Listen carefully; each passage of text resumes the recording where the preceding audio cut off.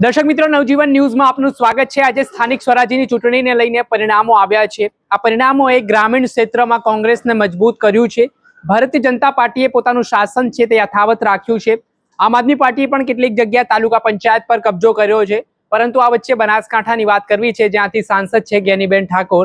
બનાસકાંઠામાં ફરી એકવાર ચિત્ર બદલાયું છે અને ભારતીય જનતા પાર્ટીને મજબૂત બહુમત મળ્યું છે। આમ ટોટલ 48 બેઠકોની વાત કરીએ તો બનાસકાંઠામાં 32 બેઠકો ભારતીય જનતા પાર્ટીના ફાળે ગઈ છે, જ્યારે 16 બેઠકો જિલ્લા પંચાયતમાં કોંગ્રેસના ફાળે ગઈ છે। આ પરિસ્થિતિ છે જે છેલ્લા ઘણા સમયથી બદલાઈ છે। હવે બનાસકાંઠા એક સમય કોંગ્રેસનું ગઢ માનવામાં આવતું હતું, હવે એ ગઢમાં ગાબડું પડતું દેખાઈ રહ્યું છે। સાંસદ બનાસકાંઠાના જ્ઞાનીબેન ઠાકોર છે તે પોતાના નિવેદનોના કારણે ચર્ચામાં રહેતા હોય છે। ને વાત કરીએ તો વાવ થરાદ બેઠક, જ્યારે સાંસદ જ્ઞાનીબેન ઠાકોર બન્યા ત્યાર પછી વાવ થરાદ બેઠક ખાલી પડી હતી, ત્યાંથી કોંગ્રેસમાંથી ગુલાબસિંહ રાજપૂત અને ભાજપમાંથી સૌરભજી ઠાકોર ચૂંટણી લડ્યા। જ્ઞાનીબેન ઠાકોરના મત વિસ્તાર હોવાથી એક સમય એવું માનવામાં આવતું હતું કે ભાઈ આ વખતે કોંગ્રેસ ફરી એકવાર ત્યાંથી ચૂંટણી જીતશે, પરંતુ કંઈક જુદા જ સમીકરણો બન્યા અને ભારતીય જનતા પાર્ટીના જે નેતા હતા, ઉમેદવાર હતા સૌરભજી ઠાકોર, જે હાલના મંત્રી છે સરકારમાં, તેઓ આ ચૂંટણી જીત્યા।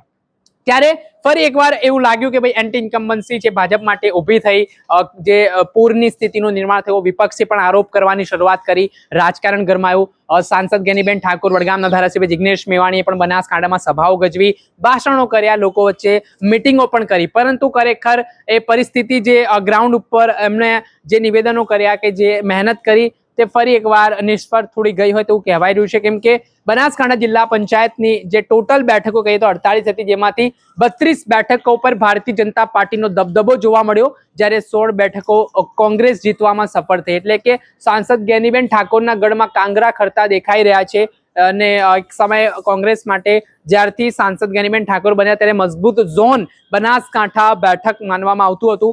અત્યાર સુધી સૌથી વધારે ઉત્તર ગુજરાતને ધારાસભ્ય જે કોઈએ કોંગ્રેસને આપ્યા હોય તો ઉત્તર ગુજરાત એ જિલ્લો રહ્યો છે। પાટણ હોય, બનાસકાંઠા હોય, આ જિલ્લાઓ મહત્વના કોંગ્રેસ માટે રહ્યા છે, પરંતુ હવે જે પરિસ્થિતિ નિર્માણ પામી છે, સમીકરણો બદલાઈ રહ્યા છે, તેના કારણે સાંસદ જ્ઞાનીબેન ઠાકોરના મત વિસ્તાર કહેવાય, એમનો ગઢ કહેવાય, ત્યાં ફરી એકવાર ભારતીય જનતા પાર્ટીનો ભગવો લહેરાતા રાજકારણ ગરમાવાની શરૂઆત થઈ છે। દર્શક મિત્રો, આવા જ નવા વિડીયો સાથે આપણે માહિતગાર કરતા રહીશું, એટલે નવજીવન ન્યૂઝ જોતા રહો। વૈષ્ણવજન તો તેને કહીએ જે પીડ પરાઈ।